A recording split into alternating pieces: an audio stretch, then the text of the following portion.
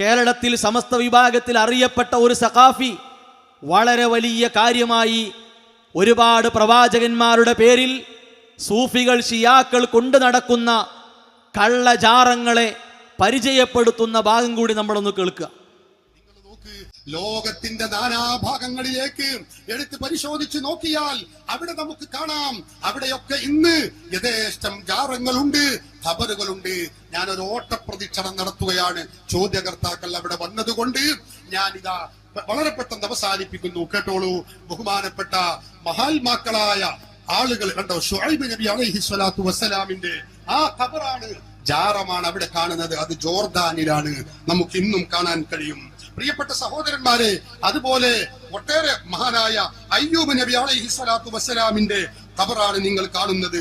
ഇബ്രാഹിം അയ്യൂബ് നബിയുടെ ജാറം, വേഗം അത് ഇബ്രാഹിം നബി അലൈഹി സ്വലാത്തു വസ്സലാമിന്റെ ജാറമാണ്. അതുപോലെ തന്നെ അവരുടെ മകൻ ഇസ്ഹാഖ് നബി, ബീവി റഫഖത്ത് റളിയല്ലാഹു അൻഹാ, അവരുടെ ജാറമാണത്. മൂസാ നബി അലൈഹി സ്വലാത്തു വസ്സലാമിന്റെ ജാറമാണത്. ഫലസ്തീനിലാണ്. ഞാൻ ആ ജാറത്ത് ഇങ്ങനെ പോയി നിന്ന് നോക്കിയപ്പോ അത്ഭുതപ്പെട്ടു പോയി. എന്നെക്കാളും ഉയരമുള്ള വലിയ ഒരു ജാറം. കേട്ടല്ലോ, അത്ഭുതപ്പെട്ടു പോയി എന്നാണ്. എന്ത് കണ്ട്? ലോകത്ത് സൂഫികളും ഷിയാക്കളും വാർത്തുണ്ടാക്കി വെച്ച ഇത്തരത്തിലുള്ള അനാചാരങ്ങളുടെ കലവറ കണ്ട് അത്ഭുതപ്പെട്ടു പോയി എന്നാണ്. സഹോദരങ്ങളെ, ഒറ്റ ചോദ്യം മതി.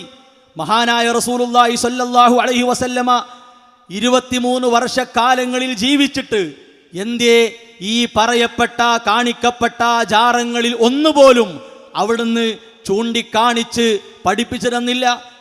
ഒരുപാട് സ്വഹാബത്ത് ഉത്തമ തലമുറയിൽ ജീവിച്ചു പോയിട്ട് എന്തേ അവരാരും നമുക്ക് ഇബ്രാഹിം നബി അലൈഹിസ്സലാമയുടെ, ഇസ്മായിൽ നബി അലൈഹിസ്സലാമയുടെ, അയ്യൂബ് നബി അലൈഹിസ്സലാമയുടെ, സ്വാലിഹ് നബി അലൈഹിസ്സലാമയുടെ ജാറത്തിലേക്കൊരു തീർത്ഥയാത്ര പോകാം, പുണ്യയാത്ര പോകാമെന്ന് ഖൈറുന്നാസി ഖർനി, ഉത്തമ തലമുറ എന്ന് വിശേഷിപ്പിക്കപ്പെട്ട സ്വഹാബത്തിൽ ആരും ചെയ്തില്ല.